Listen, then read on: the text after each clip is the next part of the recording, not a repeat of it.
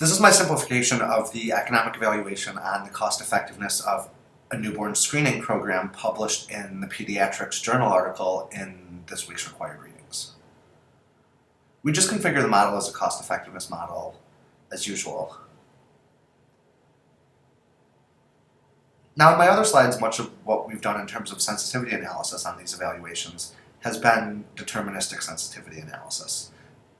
So deterministic sensitivity analysis is where, given a willingness to pay, there's still, given the willingness to pay and some input parameters, so in pediatric telemedicine we had the effectiveness and the number of people using it, so you define those variables and you define the willingness to pay, and you make a recommendation based on that.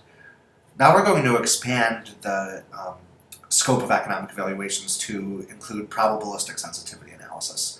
So in the beginning of the course, in the first few slide sets, what we did is we were just putting numbers into TreeAge. So the cost and the effectiveness are just numbers. They're just entirely determined. You set the willingness to pay, you do a rollback on the tree. Then the next thing we did is we started adding variables. So remember how in some of the earlier slides is instead of saying that cost is equal 5, we'd say cost is some function. So cost is some function, like the cost of an injection drug program was cost of the relative cost function of the relative risk of sharing needles in the community, and then the number of people who are injecting drugs, and that would determine whether or not you would build the injection sites to combat the injection drug epidemic.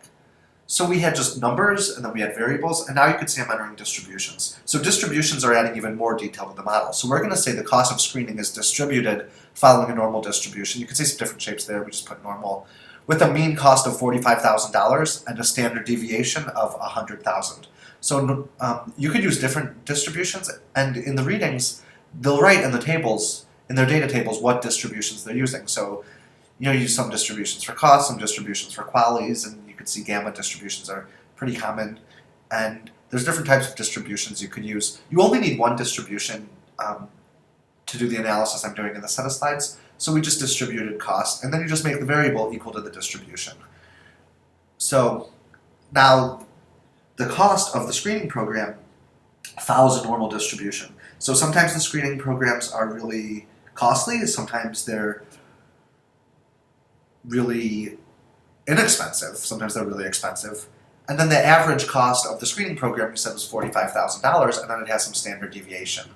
So the idea of these distributions and a probabilistic model is that we're making an economic evaluation model of some underlying population, and we just sample from that.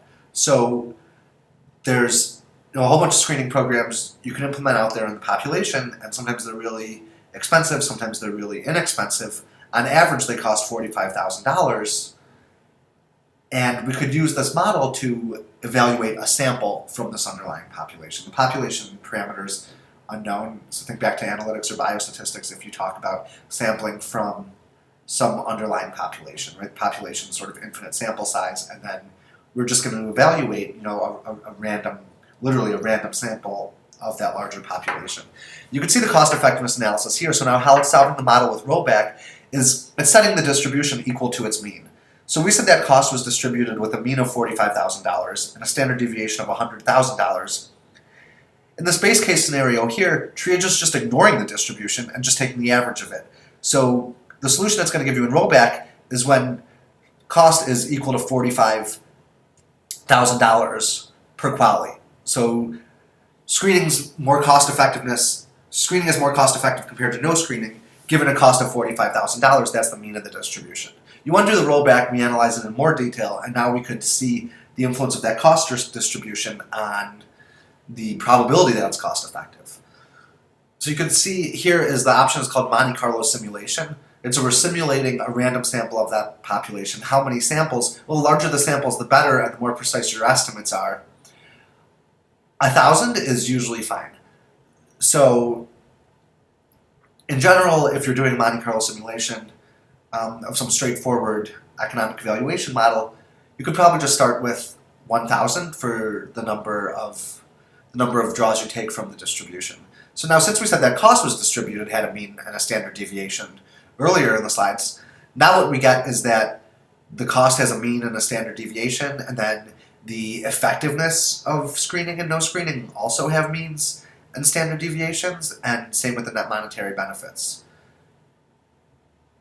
So when you have at least one distribution and you do this probabilistic Monte Carlo simulation, evaluate a sample of the larger population, this does is the distributions and the probabilistic analysis unlock new graphs.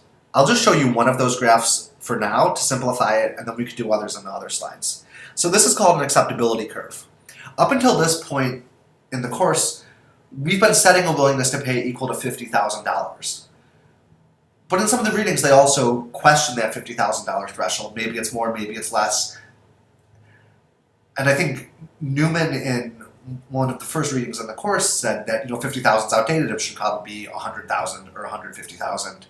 So what we could do with probabilistic analysis is evaluate the percent that the screening intervention is cost effective for different values of willingness to pay. So the higher you are on that y-axis, the greater probability that the program is cost effective. So at $50,000, that's the base case scenario. It's going to match the rollback. Screening's more cost effective. The red bar is above the blue bar. If willingness to pay is only $10,000 or $20,000 per quality, then you would not choose screening. You're not willing to pay enough to scale up that supply curve from no screening to screening. So to the left of $50,000, willingness to pay under $50,000, you'll still choose no screening. But then if you're willing to pay $50,000 or more, you will choose screening. If you're willing to pay enough, you choose screening. So you're recommending for each willingness to pay, you're going to recommend whatever option is on that is higher on the y-axis, has the higher probability of being cost effective.